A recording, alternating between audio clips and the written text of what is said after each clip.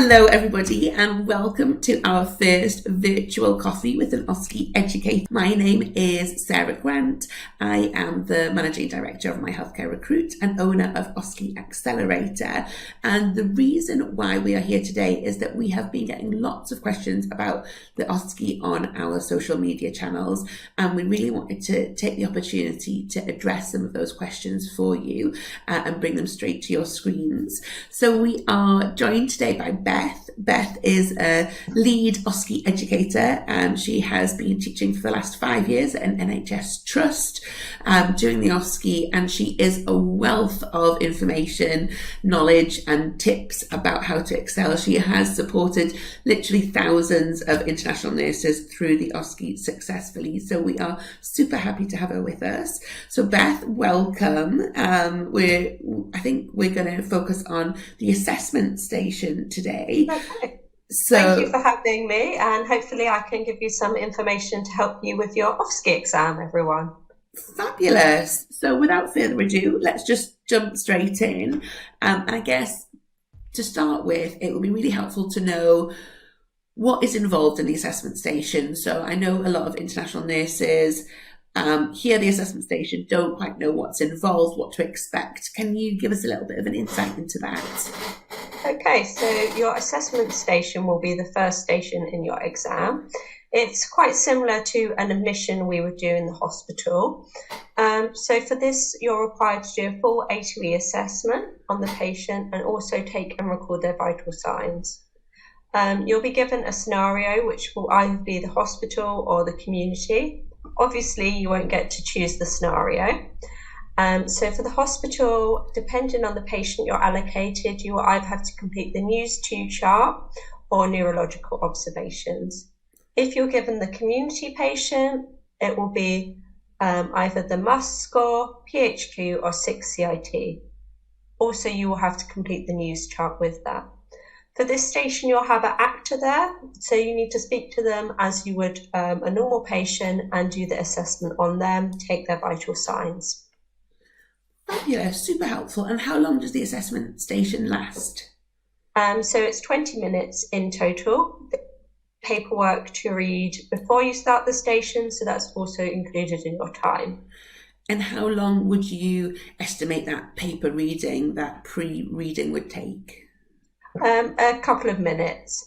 They will give you, it's called a assessment chart, and it will give you kind of like a handover of the patient. So it will have their diagnosis, their past medical history, social history, and any medications. Got you. And so say you're a learner, you're preparing for the assessment station, how would you best prepare and approach that station in order to put yourself in a good position to pass the station? Okay, so the best thing to do with any of the stations in OSCE is to practice as much as you can.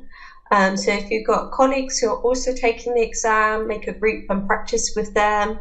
If you don't, get your friends and family to help you out, get them to be the patient or the examiner. So you're practicing. Also, all of the stations are timed. So use a timer on your mobile phone. So you're practicing with the time pressure.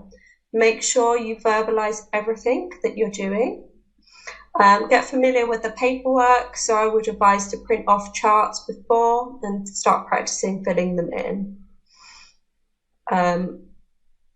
Also, familiarise yourself with the marking criteria. If possible, learn the marking criteria because that is essentially what they're passing you on. So if you know the marking criteria, you know what you need to do in order to pass. Sure, that makes sense. Now, I know that quite a lot of learners find the assessment station quite a challenge, and it's a longer station than quite a lot of the other stations. Where do you think that candidates typically go wrong on this station? What are some of the more common mistakes? So sometimes people run out of time. One of the common errors there is is people making an error when they complete the chart. So for example, the News 2, if you were to not mark one of the vital signs down or to put it in the wrong box, they will fail you. So please try to print that off before, so you're familiar with the paperwork and familiar with filling it out quickly. Sure. Do you recommend to your learners that they build any checking time into the end of the A to E assessment? Like how would you recommend they structure that checking process? Yes, so I would say with all your stations, if you have any time at the end, please go through and check your paperwork is done properly, and then take a minute to yourself, try and relax and think through your whole station. Is there anything I've missed? Because if you miss something and you then tell the examiner, sometimes they pass you. Okie dokie, so definitely bear that in mind. And I suppose... don't tell them to stop the clock. Never tell them to stop the clock. And I suppose when you're talking about that documentation, you're also talking about signing and dating those records, because they're effectively legal documents. Smashing. And then do you have any top tips for the station in terms of revision and practice and, how to really excel? I would always say practice, get the marking criteria, and whoever's helping you practice, get them to tick off what you've done. As I said before, get familiar with your News 2, your neuro charts, all of those things, so you can fill them out quickly. Prioritize your A to E assessment and your completing of vital signs, because as in real life, that is your priority. You will fail if you miss that. They don't tend to worry so much about the holistic assessment. It is important, but obviously your vital signs are more important. Sure.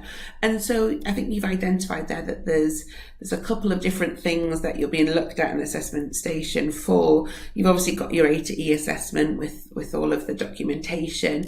How would you recommend that candidates approach the holistic assessment to try to elicit the information that they need from the patient in order to go on to that care planning stage?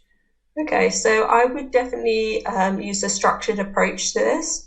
So if there is like a way you normally do this in your workplace, in your hospital, carry on using that if you're happy with it. But if you don't have a structured approach to this, the one I've been taught to use and I found quite helpful is like head to toe.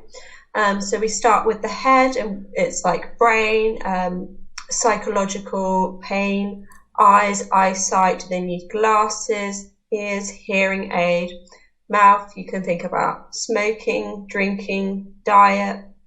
Then with the chest, we've got all of our organs here, so it will be any past medical history or medications, any previous surgeries. For the hips, the bladder and bowels, so when's the last time they passed urine? Legs, mobilization, and then finally sleeping. Got you. I like that. I think it's helpful sometimes to go in with a bit of a formula, a bit of a tool, because especially when you've got a candidate who's particularly anxious, it can help to have that structure to help them through. So I think that was all my questions for you, Beth. Do you have anything to add or say that I haven't touched upon, or do you think that pretty much covers it? I think we covered the assessment, and good luck with your exams. Smashing. Well, thank you for joining us, Beth. If anyone does have any questions, please do email us at osce@myhealthcarerecruit.com. Otherwise, thank you for joining us for this virtual coffee, and we will see you again soon. Thanks, Beth. Bye.